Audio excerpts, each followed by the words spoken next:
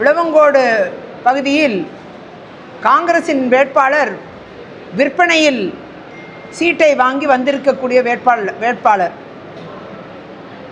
காங்கிரஸில் விற்பனை நடக்கிறது, சீட்டுகள் விற்பனை செய்யப்படுகிறது என்று ஜோதிமணி பாராளுமன்ற உறுப்பினர் தெரிவித்திருந்தார். அந்த விற்பனை என்பது வெகு பயங்கரமாக விளவங்கோடு தொகுதியில் தான் நடந்திருப்பது உறுதியான ஒன்றாக பார்க்கப்படுகிறது. அதே நேரத்தில் சிறுபான்மை மக்கள் பாதுகாவலர் என்று சொல்லக்கூடிய இவர் சிறுபான்மை மக்களின் எதிரி என்று சொல்லக்கூடிய ஆதாரங்கள் இன்றைக்கு பரவலாக பேசுபொருளாக மாறியிருக்கிறது. இன்றைக்கு நம்முடைய குழித்துறை மறைமாவட்ட பிஷப்புக்கு எதிராக கிரிமினல் வழக்குகளை தொடர்ந்த ஒரு நபர், அப்படி சிறுபான்மை மக்களை சொல்லொன்னா துயரத்திற்கு ஆழ்த்தி தேவாலயங்கள் இடிக்கப்படுவதற்கு காரணமாக இருந்து இன்றைக்கு பழமை வாய்ந்த தேவாலயங்கள்லாம் இடித்து தன் சுயலாபத்திற்காக பணம் ஈட்டுவதற்காக பழமை வாய்ந்த தேவாலயங்களை அவர் இடித்திருக்கிறார். இப்படிப்பட்ட சூழ்நிலையில் இவர் சிறுபான்மை மக்களுக்கு எவ்வாறு ஆதரவாக இருப்பார்? சிறுபான்மை மக்களுக்கு எதிராக இருக்கக்கூடிய ஒரு மனநிலை தான் கொண்டவர். அதுபோன்ற பெண்களின் பாதுகாப்பு இவரால் அச்சுறுத்தலில் இருக்கக்கூடிய ஒரு சூழ்நிலை, பெண்களை அடிமையாக நடத்தக்கூடிய ஒரு மனநிலை. அப்படி இருக்கக்கூடிய ஒரு நபர் நிச்சயமாக ஒரு நல்ல வேட்பாளராக பார்க்க முடியாது.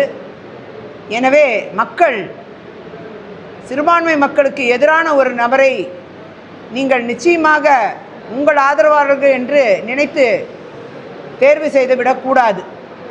மிக கவனமாக இந்த தேர்தலை நீங்கள் சந்திக்க வேண்டும். மிக கவனமாக நீங்கள் இந்த தேர்தலை சந்திக்க வேண்டும். தமிழக பாஜகவை பொறுத்த அளவில் அண்ணாமலை போன்ற முக்கியமான தலைவர்களுக்கு இந்த தேர்தலில் போட்டியிட வாய்ப்பு என்பது வழங்கப்படவில்லை, உண்மையிலே வழங்கப்படவில்லை. இதனால் ஒரு தரப்பு தொண்டர்கள் கட்சிக்கு எதிராக செயல்படுவதாக ஒரு குற்றச்சாட்டு எழுந்திருக்கு. இது பாதிப்பை ஏற்படுத்தும் தேர்தலில் அப்படின்னு சொல்லி நம்ம பார்க்கலாம். முன்னாள் தலைவர் சகோதரர் தம்பி அண்ணாமலை அவர்கள் ஒரு சிறந்த நபர், ஒரு போராளி. அவர் இன்றைக்கு திமுகவின் முகத்திரையை கிழித்தவர், தவறுகளை சுட்டி காண்பித்தவர், ஊழல்களை அம்பலப்படுத்தியவர். அந்த இடத்தில் அவர்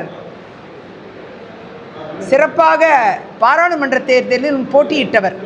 அந்த விதத்தில் சட்டமன்ற தேர்தலில் இந்த முறை அவர் போட்டியிடவில்லை என்று அவர் விருப்பத்தை தெரிவித்திருப்பார் என்று நான் நினைக்கிறேன். அந்த அடிப்படையில் ஒருவேளை போட்டியிடவில்லை என்று நினைக்கிறேன். ஆகையால் கட்சி எடுத்த எல்லா முடிவுக்கும் கட்டுப்படக்கூடிய ஒரு நபர். ஆகையால் நிச்சயமாக அவர் மாநிலம் முழுதும் பரப்புரை செய்வதில் அவர் ஈடுபட்டிருக்கிறார். எங்கள் அனைவருக்கும் அவர் பரப்புரை செய்ய வாய்ப்பு இருக்கிறது. அவர் ஷெட்யூல் கிடைக்கணும். அந்த அளவில் தொடங்கியிருக்காரு. ஏற்கனவே இது கோவையில் சகோதரி வானதி சீனிவாசனை ஆதரித்து அவர் பிரச்சாரத்தை தொடங்கிவிட்டார். அந்த அளவில் தமிழகம் எங்கும் அவர் பிரச்சாரம் மேற்கொள்ளவிருக்கிறார். ஒரு தலைமை பதவி பண்புகள் கொண்ட ஒருவர், லீடர்ஷிப் என்று பார்க்கக்கூடிய இடத்தில் இருக்கக்கூடியவர்.